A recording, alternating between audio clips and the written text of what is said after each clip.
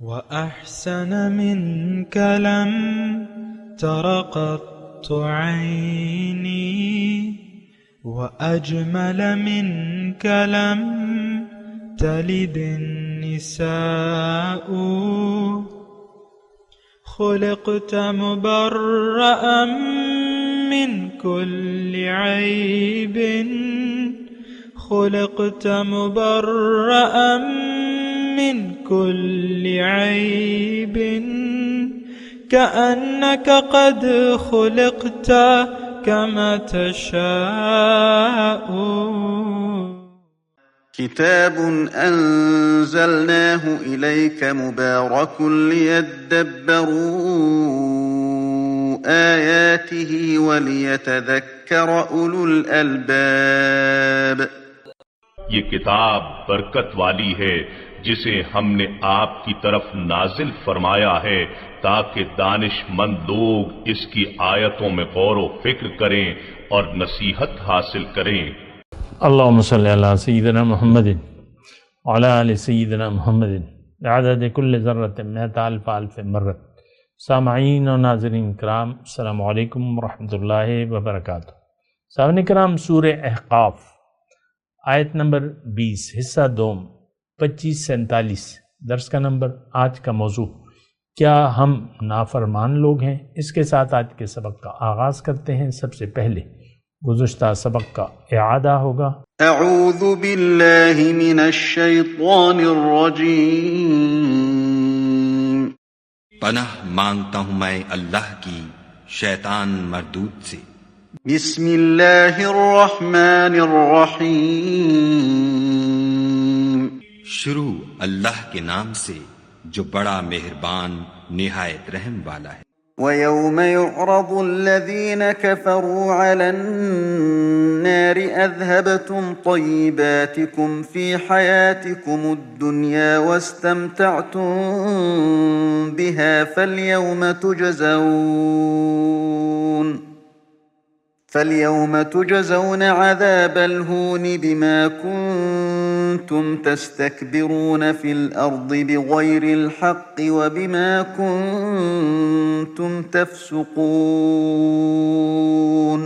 اور جس دن کافر دوزخ کے سامنے کیے جائیں گے تو کہا جائے گا کہ تم اپنی دنیا کی زندگی میں لذتیں حاصل کر چکے اور ان سے متمتع ہو چکے، سو آج تم کو ذلت کا عذاب ہے. یہ اس کی سزا ہے کہ تم زمین میں ناحق غرور کیا کرتے تھے اور اس کی کہ بد کرداری کرتے تھے. سامعین اکرام، سورہ احقاف آیت نمبر 20.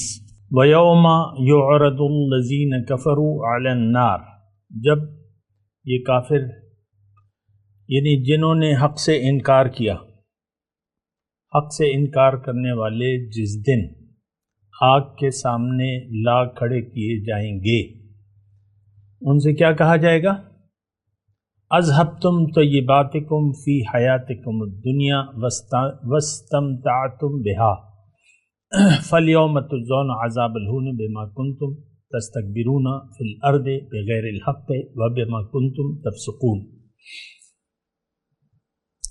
تو ان سے کہا جائے گا کہ تم اپنے حصے کی نعمتیں اپنی دنیا کی زندگی میں ختم کر چکے اور تم نے ان کا لطف تم نے اٹھا لیا،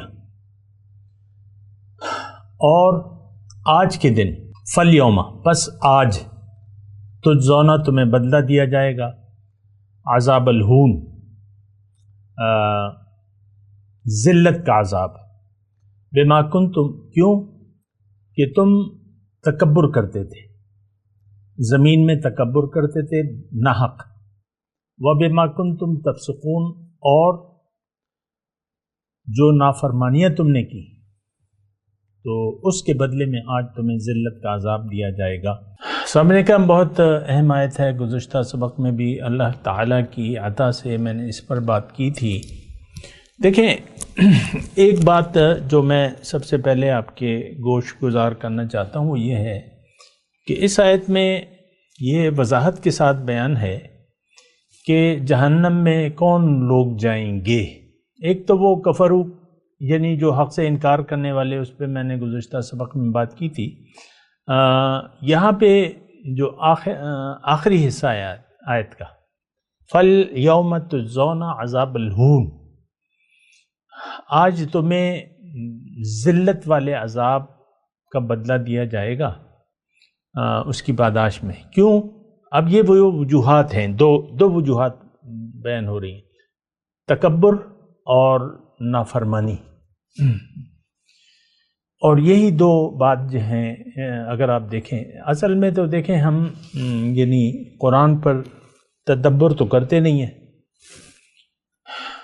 یعنی قرآن پہ تدبر نہیں کرتے، نہ اس کو اپنے لیے سمجھتے ہیں۔ مسئلہ سب سے بڑا یہ ہے کہ ایک تو قرآن کو ہم اپنے لیے نہیں سمجھتے۔ اب یہ آیات مثال کے طور پہ عرض کر رہا ہوں، مجھے کوئی ایسی خاص وہ نہیں ہے، لیکن مکے کے کافروں تک بعض لوگوں نے اس کو محدود کر دیا ہے، یا چلو زیادہ سے زیادہ آج کے جو کافر ہیں جو بھی ہیں، لیکن مسلمان اس آیت کو اپنے لیے نہیں سمجھے گا، حالانکہ اس میں یہ جو صفات ہیں جو اللہ تعالیٰ نے آخر میں، تکبر اور نافرمانی۔ تکبر پہلے تو آپ دیکھ لیں تکبر کیا ہے، زمین میں یعنی تکبر، تستکبرون فی الارض بغیر الحق، نہ حق، بغیر الحق، نہ حق، کوئی حق نہیں ہے۔ آپ مجھے بتائیں کہ چلیں مثال کے طور پہ آپ لے لیں کہ ایک ادارہ ہے، ایک کارخانہ ہے، اور اس میں کچھ مزدور کام کر رہے ہیں یا جو آفیسر کام کر رہے ہیں، چلیں آفیسر کو لگا لیں، آفیسرز کچھ 50 کی تعداد میں آفیسر ہیں، اور ایک ان کا جنرل منیجر ہے، تو ظاہر ہے کہ جی ایم سے پوچھا جائے گا، یعنی جو مالک ہے کارخانے کا وہ جی ایم سے پوچھے گا، افسروں سے تو جواب طلبی نہیں کرے گا، وہ جواب، کیونکہ جی ایم جو ہے وہ ہے ذمہ دار ہے کارخانے کو چلانے کا، جنرل منیجر جو ہوا۔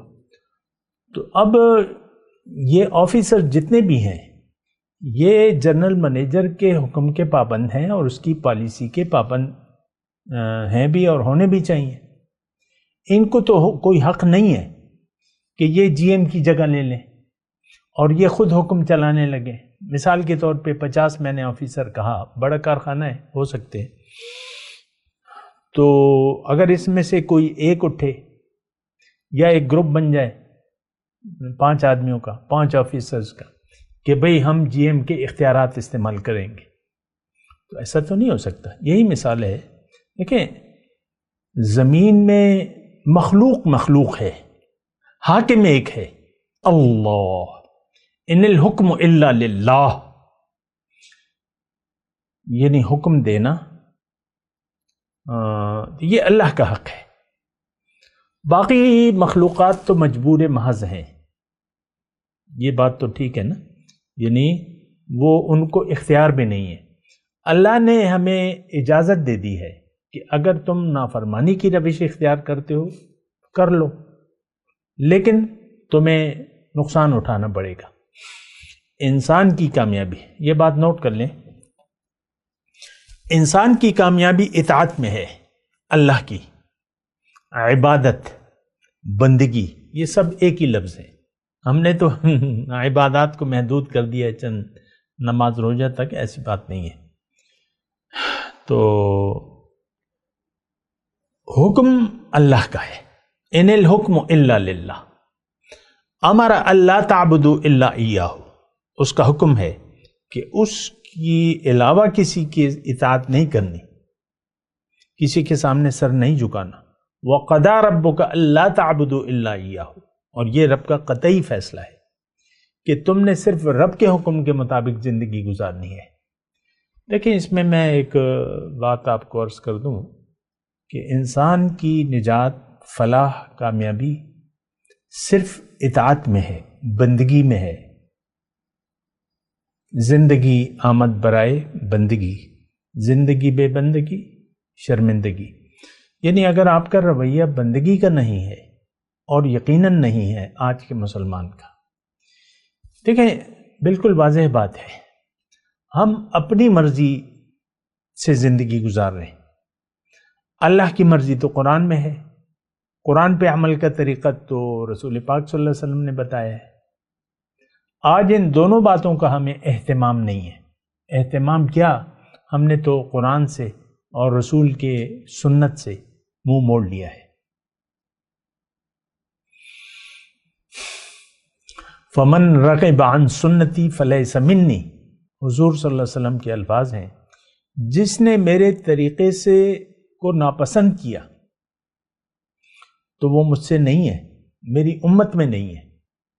دیکھیں ایک اور حدیث، یعنی ساری دیکھیں، اگر اس لحاظ سے اگر آپ دیکھیں تو خاصی وضاحت ہمیں مل جاتی ہے۔ حضور صلی اللہ علیہ وسلم نے فرمایا ہے کہ کل امتی یدخلون الجنت الا من ابا، میرا ہر امتی جو ہے وہ جنت میں داخل ہوگا مگر وہ نہیں جس نے نافرمانی کی، جس نے انکار کیا، ابا۔ صحابہ اکرام نے وضاحت چاہی کہ حضور یہ کون ہے انکار کرنے والے؟ حضور صلی اللہ علیہ وسلم نے فرمایا کہ جس نے میری اطاعت کی وہ تو میرا امتی ہے، اور جس نے اطاعت سے انکار کیا، ومن عصانی فقد ابا، جس نے میری نافرمانی کی تو اس نے انکار کیا، وہ انکار کرنے والے ہیں۔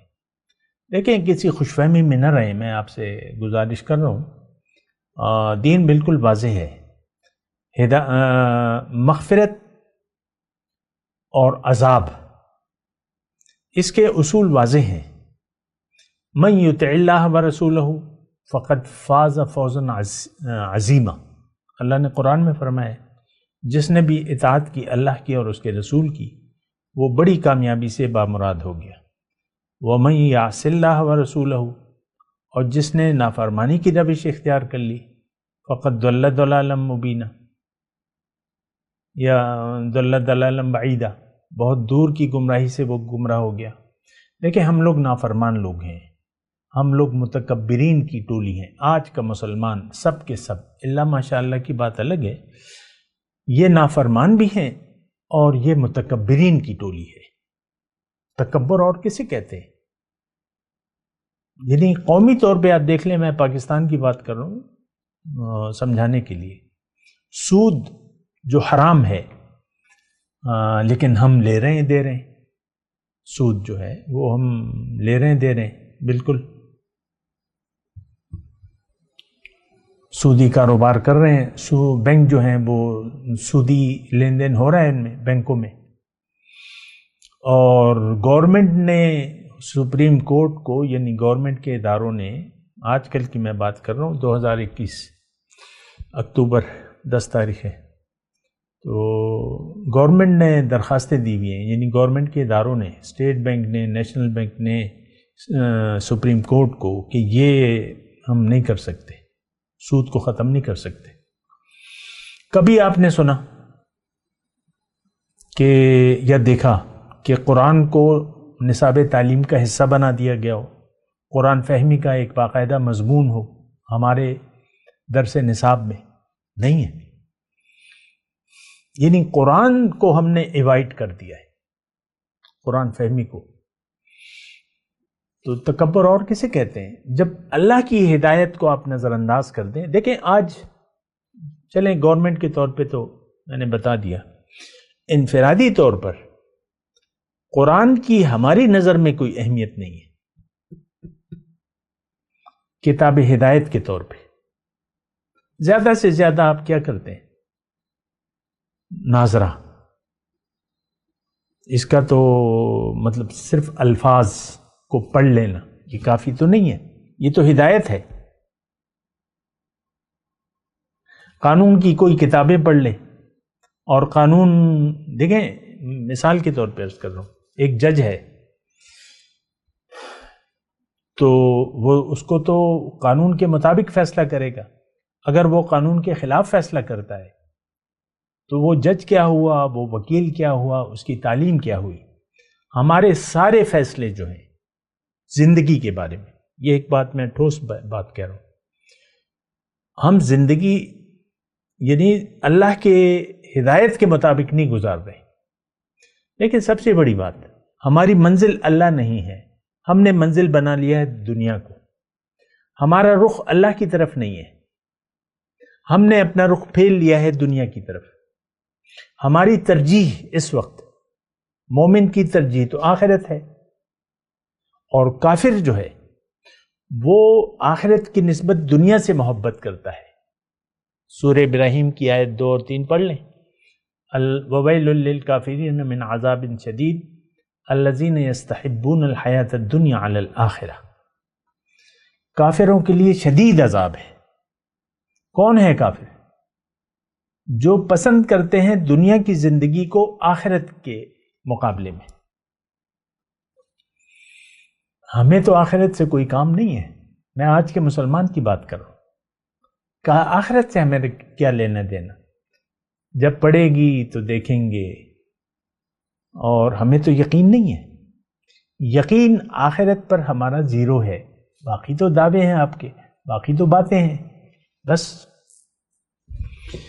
اللہ، تو دیکھیں میں آپ کو یہ بات کر رہا ہوں، بما کنتم تستکبرون فی الارض بغیر الحق، کوئی حق نہیں ہے ہمیں۔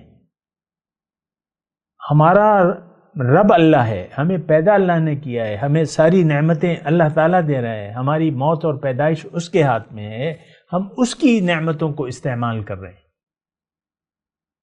یہ بھی ہمیں معلوم ہے۔ یعرفون نعمت اللہ ثم ینکرونہا، اللہ کی نعمتوں کو ہم جانتے ہیں۔ یہ مال اولاد آپ اپنے ماں کے پیٹ سے تو نہیں لائے تھے، اللہ نے آپ کو مال بھی دیا، اولاد بھی دی، جو بھی دے رہا ہے اللہ تعالیٰ، جس کو بھی جتنا بھی دیا ہے، یہ ہاتھ، یہ پاؤں، یہ آنکھیں، ابھی آگے مضمون آئے گا۔ تو ہمیں کوئی حق نہیں ہے اللہ کی نافرمانی کا یا تکبر کا۔ شیطان مردود، کیوں مردود ہوا؟ کیوں شیطان بن گیا؟ فرشتوں کی ٹولی میں موجود تھا، حکم سجدہ ہوا ٹولی کو، یہ بھی شامل تھا۔ اس نے عقل جنگائی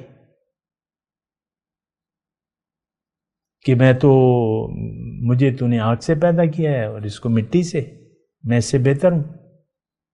ہم بھی اپنی عقل کو فضیلت دے رہے ہیں، بڑا سمجھ رہے ہیں اللہ کی ہدایت کے مقابلے میں۔ مختصر بات میں آپ کو کہہ رہا ہوں، اللہ کی ہدایت، اللہ کا حکم، ہمارے لیے اس کی کوئی اہمیت نہیں ہے۔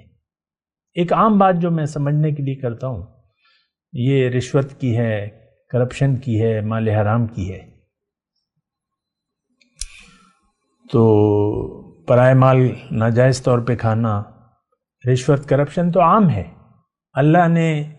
اللہ کے رسول نے واضح طور پہ فرمایا، اللہ نے فرمایا لا تأکلوا اموالکم بینکم بالباطل، ایک دوسرے کا مال باطل طریقے سے نہ کھاؤ۔ الراشی والمرتشی فی النار، رسول اکرم صلی اللہ علیہ وسلم نے فرمایا کہ رشوت لینے دینے والے دونوں جہنمی ہیں۔ ہمیں تو کوئی پرواہ نہیں ہے۔ جہاں رشوت کا لین دین زوروں پہ ہوتا ہے وہاں آفیسرز نے بینر لگوائے ہوئے، یہ حدیث لکھ کر، محکمہ مال ہو گیا، پٹوار خانہ، یہ میں نے خود دیکھے ہیں۔ لیکن لوگوں نے داڑیاں بھی رکھی ہوئی ہیں، رشوت بھی لے رہے ہیں، اور ایک عام چیز سمجھ رہے ہیں اس کو۔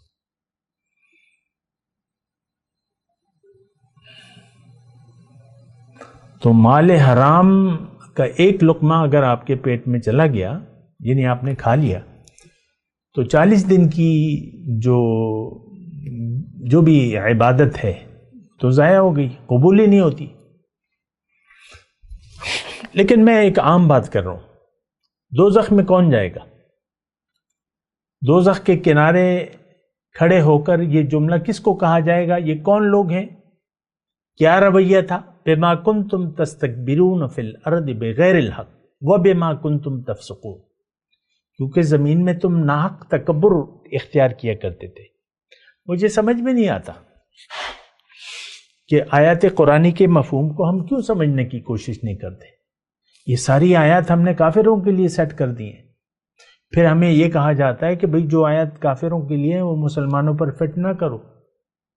بھئی اگر روش مسلمان نے کافروں کی اپنا لی ہے تو پھر کیا کیا جائے؟ یہ تو اللہ تعالیٰ نے بھی، دیکھیں اللہ نے بھی جو کلمہ پڑھنے والے ہیں ان کو کہا ہے کہ یہ تم مومن نہیں ہو، کیونکہ ایمان تمہارے دل میں نہیں ہے۔ پھر کتاب کتاب والوں کو، یعنی جس کے پاس قرآن ہے اور اللہ کی کتاب ہے، ان سے اللہ تعالیٰ فرما رہا ہے کہ تمہاری کوئی حیثیت نہیں ہے۔ لستم علی شیء حتی تقیموا التوراۃ والانجیل وما انزل الیکم من ربکم، جب تک تم کتاب پر قائم نہیں ہو جاتے تمہاری کوئی حیثیت نہیں ہے۔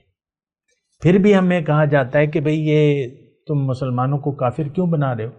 ہم تو نہیں بنا رہے، روش کافرانہ ہے، منافقانہ ہے، مشرکانہ ہے، تو پھر کیا کیجئے گا؟ اب یہی دو صفات ہیں، یا تو آپ کہیں کہ بھئی یہ آج کے مسلمان میں یہ دونوں صفات نہیں ہیں، نہ یہ اس کا سر جھکا ہوا ہے، آپ یہ کہہ دیں، آپ یہ دعویٰ نہیں کر سکتے کہ ہمارا تو سر جھکا ہوا ہے، ہم تو ہماری روش تو متکبرانہ نہیں ہے۔ آپ یہ بھی نہیں کہہ سکتے کہ ہم تو نافرمان نہیں ہیں، میاں بیوی گھر میں رہ رہے ہیں، میاں جی نے مٹھی پر داڑھی رکھی ہوئی ہے اور بیوی سے بدسلوکی کر رہا ہے، دنیا کے خیال میں زندگی گزار رہے ہیں۔ یہ دونوں ایسے ہیں۔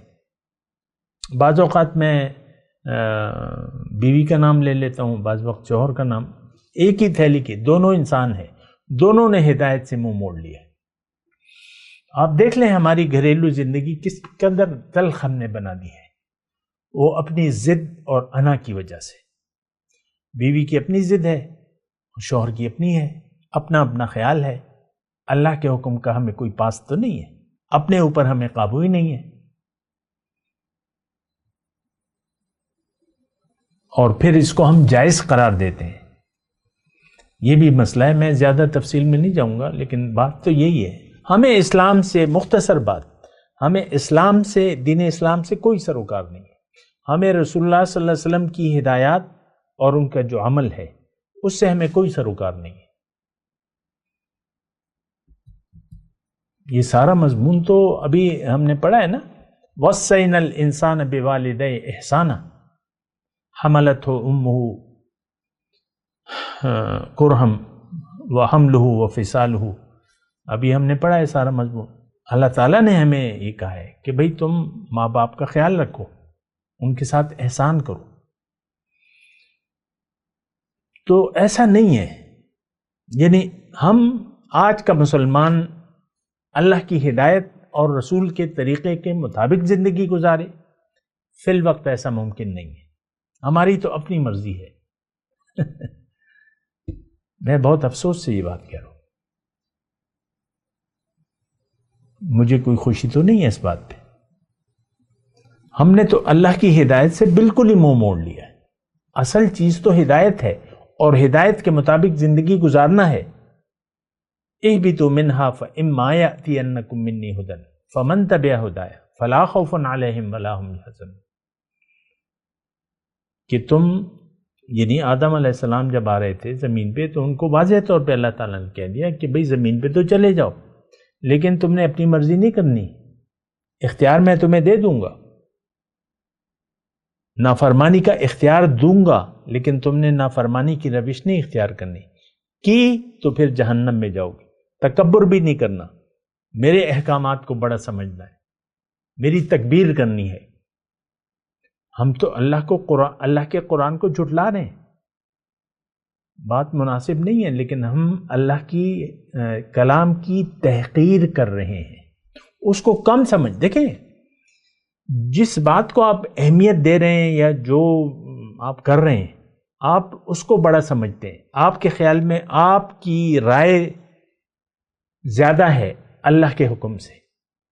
یہ بڑا نامناسب رویہ ہے، بڑا جاہلانہ رویہ ہے، ہم نے اختیار کیا بھائی اللہ کی مرضی، اللہ کی رضا، وَأَنْ أَعْمَلْ صَالِحًا تَرْضَى، ہونا تو یہ چاہیے تھا، مرد مومن کا تو یہ کردار ہے، لیکن ہم نے تو رویہ جو ہے وہ کافرانہ بنا لیا ہے۔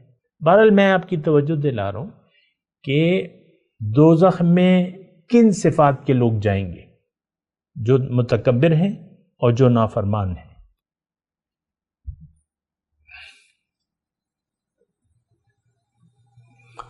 تو دیکھیں، یہ ساری باتیں ہیں، اس کو سوچنا چاہیے۔ میرا مقصد کسی کی دل آزاری نہیں ہے، میرا مقصد یہ ہے خیر خواہی ہے۔ اگر آپ دوست وہ ہوتا ہے جو آپ کی خامیاں آپ کو بتائے، آپ کی کمزوریوں سے آگاہ کرے۔ حضور صلی اللہ علیہ وسلم تشریف لائے، معاشرے میں کمزوریاں پائی جاتی تھیں، لوگ نافرمان تھے اور متکبرانہ رویہ تھا، دین اپنا بنا لیا تھا اس وقت۔ آج بھی یہی رویے ہیں، ہم نے خود ساختہ طریقے بنا لیے ہیں۔ اللہ کے حکم اور نبی کے طریقے کی ہمیں کوئی پرواہ نہیں ہے۔ اللہ کے حکم اور نبی کے طریقے کے خلاف زندگی گزارنے، حالانکہ ہمارے رسول نے واضح طور پہ کہہ دیا تھا کہ 2 چیزیں میں تم میں چھوڑ کے جا رہا ہوں، اگر تم نے اس کو مضبوطی سے تھامے رکھا تو کبھی گمراہ نہیں ہوگے۔ ہم نے تو دونوں چیزوں کو چھوڑ دیا ہے، کتاب اللہ و سنتی، اللہ کے حکم اور میرا طریقہ۔ آپ خود سوچیں، دیکھیں قرآن کی آج ہماری نظر میں کوئی اہمیت نہیں ہے کتاب ہدایت کے طور پہ۔ ہاں قرات ہے، حسن قرات ہے، آپ محفلیں کر رہے ہیں اور بس طرح طرح سے آپ تلاوت کر رہے ہیں، آپ اپنے بچوں کو رٹا لگانے پر، قرآن رٹ لینے پر مجبور کرتے ہیں۔ وہ تو چھوٹا بچہ ہے، آپ کی نظر میں بس قرآن یہی ہے کہ اس کو رٹ لیا جائے۔ میں اس کا مخالف تو نہیں ہوں، لیکن بات تو یہیں تک محدود نہیں رہنی چاہیے۔ قرآن تو اصل ہدایت ہے اور یہ الذکر ہے، نصیحت ہے۔ اللہ تعالیٰ نے فرمایا نا کہ وَلَقَدْ يَسَّرْنَا الْقُرْآنَ لِلذِّكْرِ فَهَلْ مِن مُدَّكِرٍ، کہ ہم نے قرآن کو سمجھنے کے لیے آسان بنا دیا ہے، بس کوئی ہے جو سوچے اور سمجھے۔ تو ہم تو سوچ سمجھ سے کام نہیں لے رہے، یہ بات ذرا نوٹ کر لینا آپ۔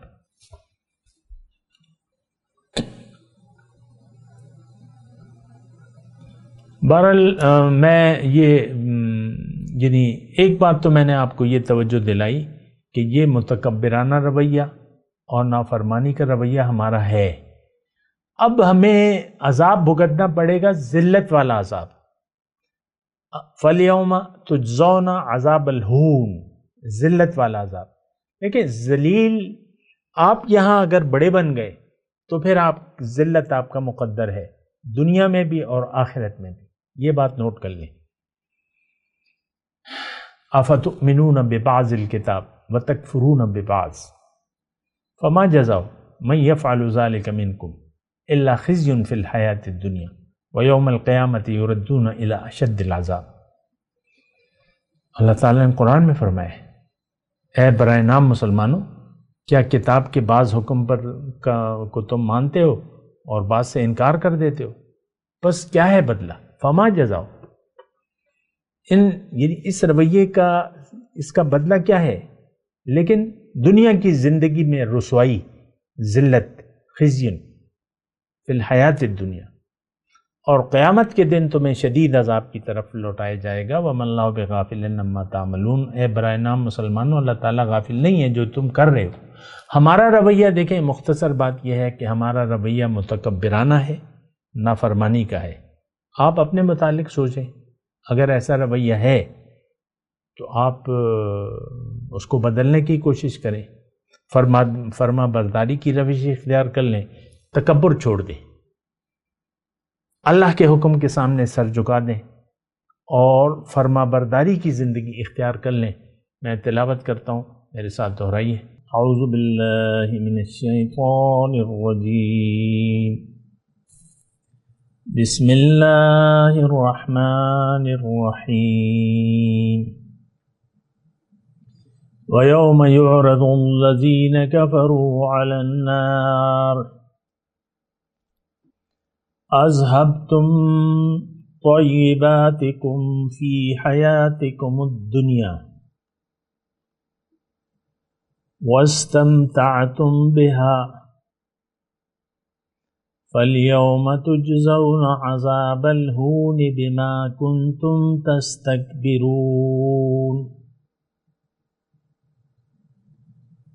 تستكبرون في الأرض بغير الحق وبما كنتم تفسقون۔